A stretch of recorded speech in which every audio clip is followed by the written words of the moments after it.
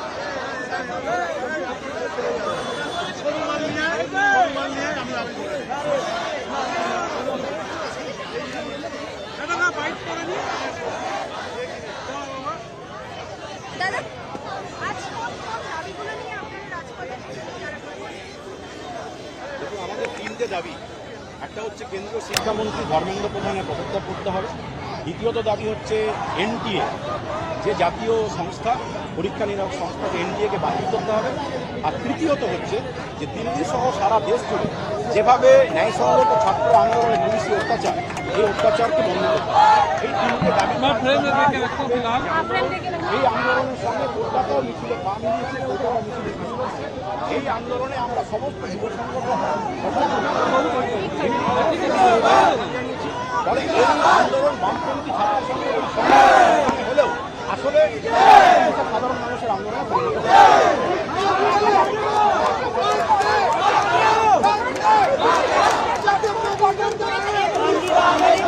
বিচারের দাবি জানিয়েছে।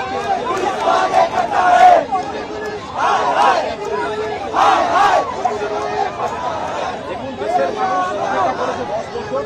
এই 10 বছরে 110 বারের বেশি এখনো পর্যন্ত কারো কোনো বিচার হয়নি। সেই জন্য পদত্যাগ করছে যতক্ষণ পর্যন্ত আন্দোলন চলছে। সেই জন্যই নরেন্দ্র মোদী কালকে লাইভে এসে তা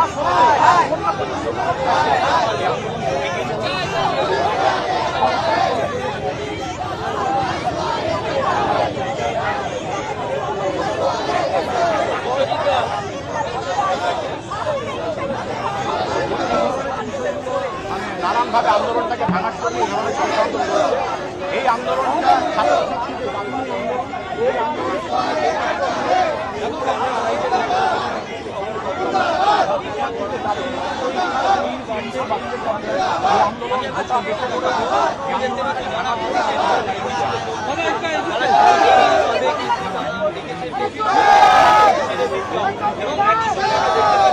সেখানে একাধিক মনীষীদের ছবি নিয়ে তারা রাজপথে নেমেছেন, ছবি নিয়ে তারা বিপ্লব করছেন, প্রতিবাদ জানাচ্ছেন। এখানে আমি দেখতে পাচ্ছি আজকে আপনাদের এই রাজপথে যদি পুলিশ আপনাদেরকে পুলিশের থেকে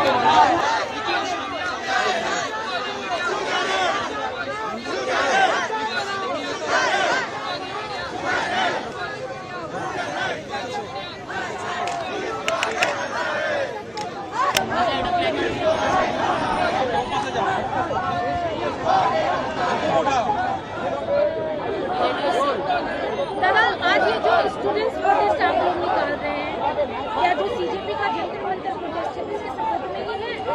देखिए, जंतर मंतर में जिस तरह ये जो घटना घटी, जो बेरहमी से छात्रों युवाओं के ऊपर जिस तरह जुल्म हुआ है, जिस तरह वहां पर महिलाओं के ऊपर, छात्रियों के ऊपर जिस तरह जुल्म हुआ है, आप लोग जानते हैं जो लगातार जो आंदोलन चल रहा है पूरा देश भर में, save public education, save humanity के नाम पर, जिस तरह एनटीए को रद्द करने की मांग पर, धर्मेंद्र प्रधान के रिजाइन को मांग पर जो आंदोलन चल रहा है, जहां जंतर मंतर में जो आंदोलन, वहां पर जो छात्र लोग एक कल्मिनेशन में वहां पर प्रदर्शन किया। जब केंद्र सरकार ने, दिल्ली पुलिस ने जिस तरह दिल्ली के जंतर मंतर में लाठीचार्ज किया, जब पार्लियामेंट मार्च के दौरान धर्मेंद्र प्रधान के इस्तीफा के मांग पर जो आंदोलन चल रहा था, इसी आंदोलन में पुलिसी बर्बरता के खिलाफ, बेरहमी से जिस तरह मारा है, इसके खिलाफ आज कोलकाता में एआईडीएसओ के सहित और भी जो बायाबाज छात्र संगठन है और छात्र जनता के पुकार पर आज ये जो रैली, महारैली शुरू होगा। हम लोग मांग करते हैं ये एनटीए को बातिल करना होगा, एनटीए को रद्द करना होगा। जिस तरह धर्मेंद्र प्रधान हमारे छात्र नौजवान के ऊपर उनका मांग पूरा ना करके पुलिस देकर, मिलिट्री उतर के जिस तरह मारा है, इसका साजा देना होगा। जो पुलिस ऑफिसर लोग ये काम किए हैं उसको भी साजा देना होगा। इसी मांग को लेकर आज जंतर मंतर के जो आंदोलन, इसके सॉलिडेरिटी में ये हमारा आज का रैली शुरू होगा। शमसुल आलम, ऑल इंडिया डीएसओ, ट्रेजरर।